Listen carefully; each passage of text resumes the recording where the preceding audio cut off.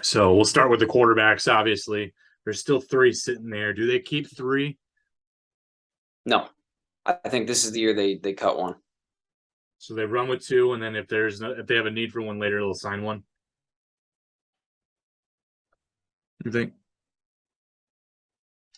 I'm sorry, I'm freezing up. I think my internet's struggling.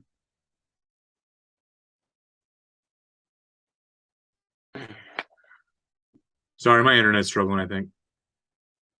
Somebody's is a little bit. Yeah, this new laptop, the one downside to this new laptop is it does not have uh a wire. It can't wire in. So Gotcha. Sorry, I can hear you now. Yeah, I might switch to hotspot though, just because it's that bad right now. All right.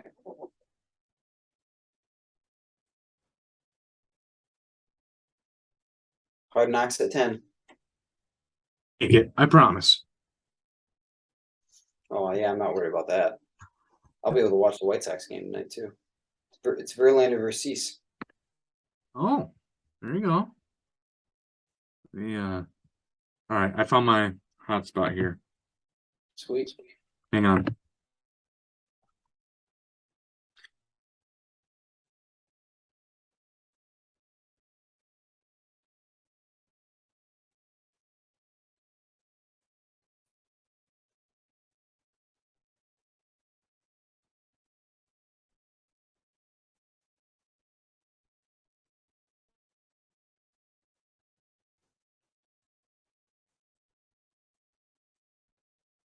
Hang on. We good? I think so. Back? Yeah. Okay. Yeah. All right. I got you. Let's hope this is a little bit better. Cool. All right, so we'll go back to talk about the quarterbacks. So you mentioned that they're cutting one, and if they have a need for one later, you think they sign one? Yeah, I mean, I think that's a possibility. I just think most teams aren't going to keep two anymore, or three anymore, I should say. And I think they're in the situation now where both their backups right now are pretty uninspiring. So, if they really feel a need for, if Jared Goff goes down and they actually feel like they're in a spot where it matters, right, a little bit, Yeah. then I think they go get one. But until that happens, I just don't think the team necessarily has the luxury of spending money on a decent backup quarterback right now, or should they? I mean, it's fine.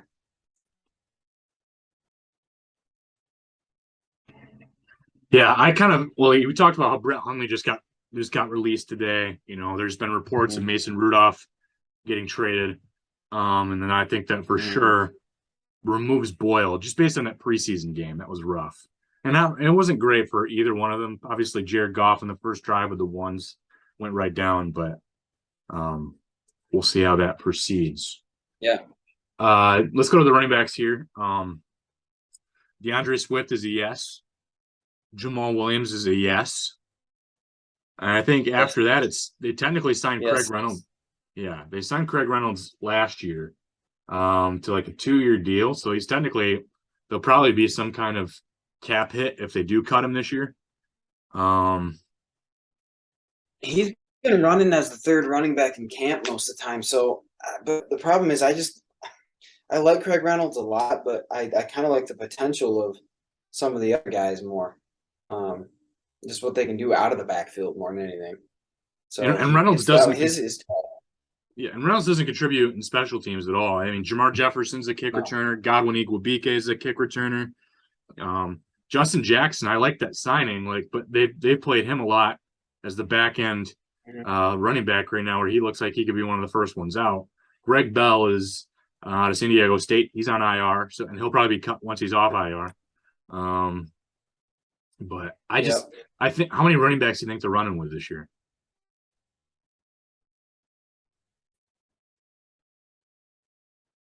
I wouldn't be surprised if 5 stay on the roster. I think it's because Igwebuike, they like him in the return game, and I think it'll be Swift, Williams, Reynolds. It's kind of a toss up between Jamar Jefferson Justin Jackson, and then I think they keep it with BK as well. So I know they signed Justin Jackson because they like the potential. He didn't get much run last week's game though. Mhm.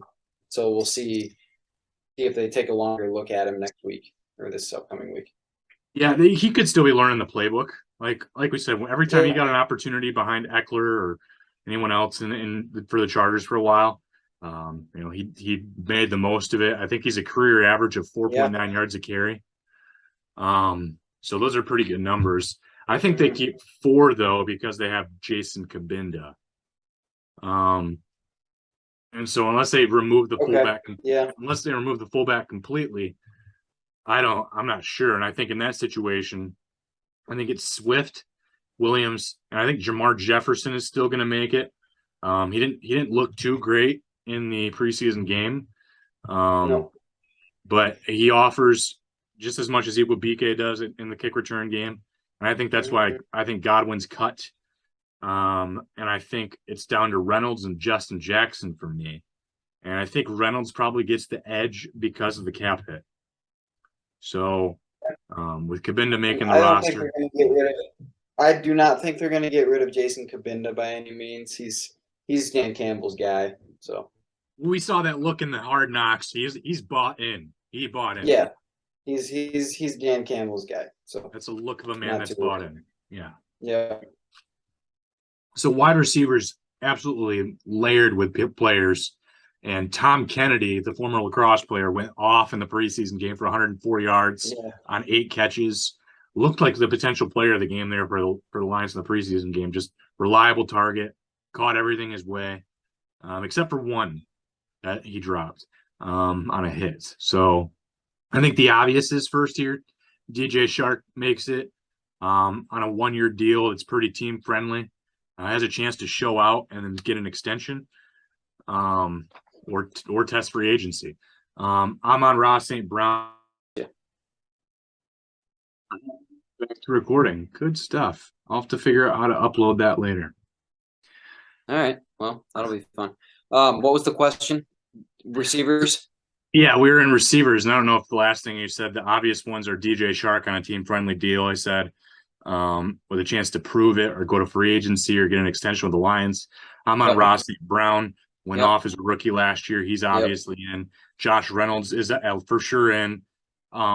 Jameson Williams is going to probably start the Yep. season on the PUP or at least the NFI. So that will open up a roster spot for Yep. a Cephas and probably Kennedy. I think Kennedy makes it because Williams will start on that list, and I think Cephas and Raymond Yeah. are also in. And if they want to keep an extra one, my gut would be down to Khalil Pimpleton and Trinity Benson. Though I've heard that they like what they've seen so far from Maurice Alexander from the USFL as well. Yeah, I like the idea of Khalil Pimpleton just because I think he's more explosive. They were obviously trying to like feature him in the game plan a little bit in the second half last week, so they like what he brings. Yeah, the top 4 on the list, including Jameson Williams, are obvious, but yeah, he opens up a roster spot. Cephas being hurt doesn't really help him, but I think they still like what he brings. Tom Kennedy is that's just such an interesting phenomenon. Is like obviously he's bringing something to the table, and he can play special teams, and that's I don't know. I like what he brings, and he plays hard, and you like all that. He's obviously bought into what's going on, but doesn't provide as much from standpoint of just ability as everybody else. No, so I don't know. It's interesting. It's definitely the deep far cry from last year when they barely had any receivers that could run a route. So this is probably the deepest position on the offense. Maybe other than offensive line, but it's probably deeper than even up front. Yeah. So I don't know. It's a debate. I'll be interested to see if I think it is Khalil Pimpleton. I think they want to keep him. I think they want him to show them enough. So I think they'll give him every chance to make this team. And I think they're gonna. I mean, you can't. you're going to give Tom Kennedy as much of a look as you can. I just don't know if he hangs on at the end. In the end, so I It's know he wants almost to like get 100 yards in the preseason game, and I'm like, yeah, but it didn't really mean that much at yeah, all. most of that was against second and third. So I mean, he's always open. I mean, he is, yeah, and he catches the he's a good ball. route runner. Yeah. But I mean, they So learn a lot of those skills in lacrosse. That's the one thing that you can learn is how to navigate through a field away from defenders. That's a huge yeah, lacrosse thing. So, yeah, but I um, don't think he's going to be a punt returner. Pimpleton could return punts or kicks. So I don't know. We'll see. I don't like they've Trey had Kennedy. They've very had much. Kennedy in the kick return game. I don't know. I don't know where he stands. I just feel like part of it, does Dan. I feel like Dan Campbell's the type of dude that wants to keep a white wide receiver on the roster at the same Good. time. He's that guy. Sure. He like Well, great Zach guy. Zenner would have made a roster under Dan Campbell for sure. He would So have. Would have. Um, so yeah, I guess we'll go to tight end here. TJ Hawkinson is the one obvious, but who's taken the number 2 spot has been one of the biggest camp battles. James Mitchell is obviously the 5th round draft pick this year. Brock Wright saw a lot of time as a number 2 and even a starter when Hawkinson went out. Last year as the undrafted out of Notre Dame. And then they signed Devin Funchess, who had a pretty good game for the most part in the preseason. One of the newer players to the roster, though, so behind in the playbook, I would think. Derek Dees Jr. Out of San Jose State. He's a sleeper to make this roster. They cut Garrett Griffin, which a lot of people thought, might have been one of those third guys. So there's a real opportunity here for any one of those guys to take that number. I think they keep 3 tight ends. I think they have 3 tight ends. I think they do too. Obviously, it's TJ, and then right now I would go with Brock Wright and Devin Funchess, just because I think Funchess could actually bring you something, and they're just different. Like Brock Wright is more of an inline guy. You can line Funchess up at receiver depending on the matchup, especially in the red zone, and that could actually be a weapon, as we saw a little bit in that preseason game. That's the 3 that I would keep right now. Does it feel weird to cut your 5th round draft pick? A little bit. Yeah. But for me, I'm like, I mean, they obviously brought Devin Funchess in for a reason, right? They feel like he could bring them something if he shows them something, right? And he's gonna prove it. It's a hey, show us that you're able to make this team. But local guy too. That's all. I mean, I know that doesn't really matter, but it does a little bit. It probably matters a little bit to Dan Campbell too. I mean, he's a Detroit kid, so I think that's why they want to keep Khalil Pimpleton. Also, I think there's that local homegrown type of thing. So yep. So those are the 3 I would go with right now. I think they were the best in preseason game 1. Obviously, TJ didn't play, but he's the obvious starter. But those other 2 were the 2 best tight ends in the first preseason game. So I'll go with them for now. Yeah, that's good. Yeah. I think right now I think it's going to be hard for me to cut Mitchell. But Brock Wright, I think he knows the playbook. He was a part of the team for a lot last year. Unfortunately, I think that means Funchess lands on like a practice squad. If he's so willing. Or another team doesn't. Yeah, I was gonna say another team doesn't swipe him. So, and like I said, he had a nice jump ball from Tim Boyle in the end zone in that first preseason game for a touchdown, and I think he had 4 nice catches, and he had a great hurdle. So he brought highlights in that first game. So we'll see what he does. Yeah. So offensive line, the starting 5 are super obvious with Decker, Jackson, Ragnow, Vaitai, and Sewell. And then you have like probably Evan Brown at center. And, you see all these injuries with like Ryan Jensen. And then Ryan Jensen's backup, Robert Hainsey, got hurt too. So it's like, are the Bucks looking to make a trade? In that situation, though, I don't want to trade Evan Brown unless you're getting like a 3rd round pick, because I know that seems like it's steep, but Evan Brown like put up top 10 center numbers still last year when he played. So it's like you have that luxury of having a guy that can play guard and center. Well, and he can play guard. Yeah. Yeah. So I think that's a huge thing. Yep. And I think down to there, it's Matt Nelson, Obinna Eze, Kendall Lamb, are going to battle for the tackle spots. I think Logan Stenberg and Kramer fight for the guard spot. I think there's going to be one more guard they'll keep, just with Evan Brown's versatility there in the interior. So I think there's only maybe one more guard that they sign between Stenberg and Kramer. And then I think Dan Skipper's getting cut, despite being with the Lions a lot. I think it's Matt Nelson, Eze, and Lamb. So I think there's two more tackles that get signed as backups. And to me, I know the Lions like Matt Nelson. Eze is an undrafted free agent that I liked as a sleeper to make the team. But Kendall Lamb has starting experience that they just got him recently. So right now, I'm actually leaning towards Lamb and Eze, and then actually removing Nelson, and I'm leaning towards Stenberg getting an opportunity as the guard and Kramer being cut. So I'm actually going to go Kramer above Stenberg. Okay. Nelson. So really, I'm only going to go with 8. Yeah. Here. So I'm going to go Decker, Jonah Jackson, Ragnow, Vaitai, Sewell, Brown, Nelson, Kramer. Okay. Yep. Yeah, I've got 9. I've got 9. You've got 8. Okay. Yep. Yeah, they could keep somebody else.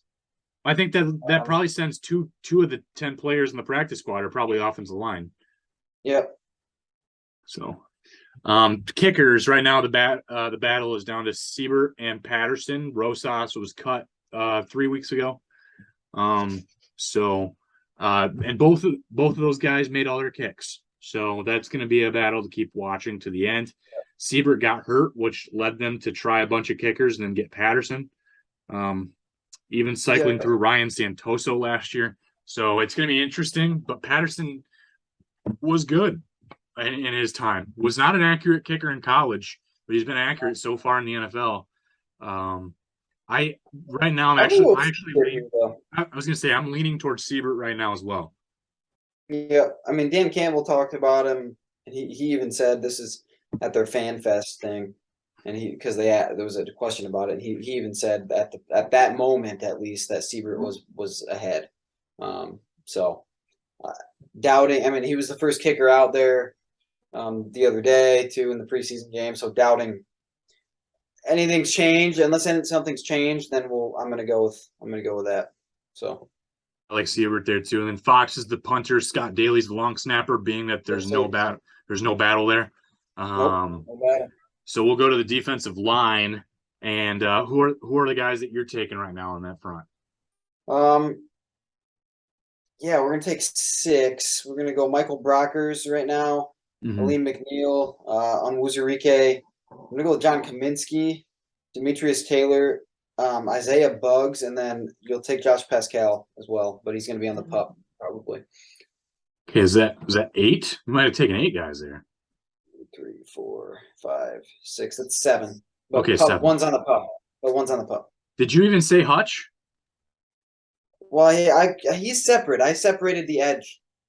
Well, you did. Okay, so you're talking on interior. Okay, that's fine. Yes. That's fine.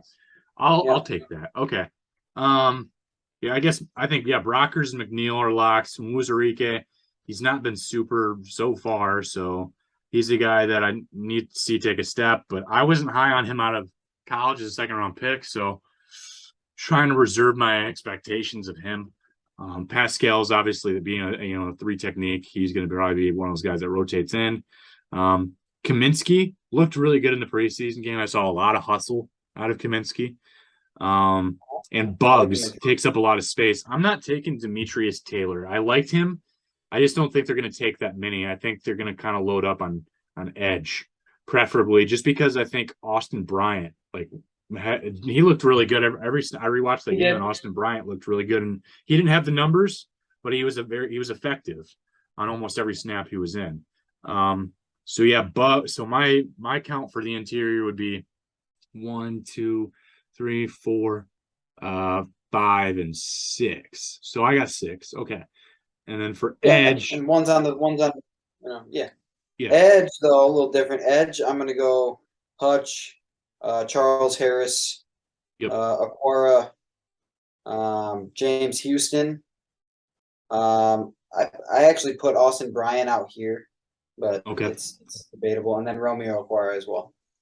Okay, so you got the both the Quarles are going to make it. I think Yep. Romeo's going to start out off on the list too, which that Yep. is why He'll you're start on the pup. yeah. So that's why there's a chance that they do have actually an interior where Demetrius Taylor makes it at the start of the season. Um, Correct. so Yep. I agree with your numbers. I agree with those edge rushers there. A lot of people are liking Jay Sean Cornell a little bit too recently. They I are. worry Yep. about James Houston so far. I didn't necessarily he didn't play a whole lot in the preseason game, which either means that they're like we want to keep him safe, but I doubt it. You want to get your 6th round rookie from HBU. You want to get that guy some snaps. So I wanted to see more from Houston, and hopefully we do in the second preseason game. But I right now Yeah. It wasn't. he's a guy that could be like a Jason Huntley, where he was your 6th round pick and he gets snacked up and off the practice squad. So yeah. Yeah, I think they'll keep him. I think Campbell mentioned something about how he's got a long, long way to go still, but that's Mhm. okay. I think they keep him for. I don't know. I think they like his ability. It's just he doesn't really know what he's doing yet. So For linebackers, not it's still this is a concerning group. A lot of these guys are yeah, guys that are rotational linebackers on almost any other roster. But Derek Barnes did not. To me, his stock went down in the preseason game. He didn't look. He looked yeah, out of place for almost half of his snaps. Um, Malcolm Rodriguez, a rookie, and obviously a later round pick as well. So expectations, for some reason, everyone's like putting his expectations way too high. I think again he looked kind of out of place. He made the first tackle of the new Lion on special teams kickoff. Um, Anzalone's going to be making this team too. Chris Board's going to make this team. I think Jared Davis is working his way to making this team. He was out of place a yep, couple of times, but the dude hauls, and I think he's Dan Campbell's type of guy too. We saw him take his shirt off in Hard Knocks and go crazy. He loves being back here, I think. yep. Um, and I think Josh Woods makes a difference on special teams and also as the rotational linebacker. So my linebacker count is 2, 4, 6. I got 6 linebackers. So I got five. I got Anzalone, Chris Board, Derek Barnes, Malcolm Rodriguez, and Sean Dion Hamilton right now. Yeah. Jared Davis is like a Oh, very possible option to make it six. yeah. Right. It depends on if Barnes can improve upon, you know, a bad start there, then I think um, then maybe they feel like they can go without Davis because they know what Davis is at this point. Now he's a pro, so he didn't look necessarily out of place last week, but he also was playing against he didn't start, right? Mm-hmm. He can do some stuff on special teams and he plays hard. Yeah, he is a professional and he is in a prove it type of deal here. But for me, I'm going to leave him off for now. He's not a cut candidate this week. Not an early cut candidate by any means. They'll let him prove it for a while, but yeah, I'm going to leave him off for now. So it's definitely the most concerning spot on the defense. Agreed. Yeah, agreed for sure. The secondary looked rough too. And we'll get to that here in the corner spot. Our Warrior, he's the clear number one. I think Campbell said the number 2 battle is between Okuda and Will Harris, as long as Jerry Jacobs is on the NFI or the PUP. Yep. I think Jerry Jacobs is on one of those lists right now. So Will Harris and Okuda competing for the number 2 corner spot with Mike Hughes as the nickel corner. Maybe AJ Parker, but I do not want AJ Parker on this team after what I watched anymore. I think he was kind of like he looked like a diamond in the rough, undrafted rookie. He went backwards to me, it looked like, and maybe he's got some rust he needs to shake off. Mm-hmm. I actually like Chase Lucas as that backup nickel corner right now.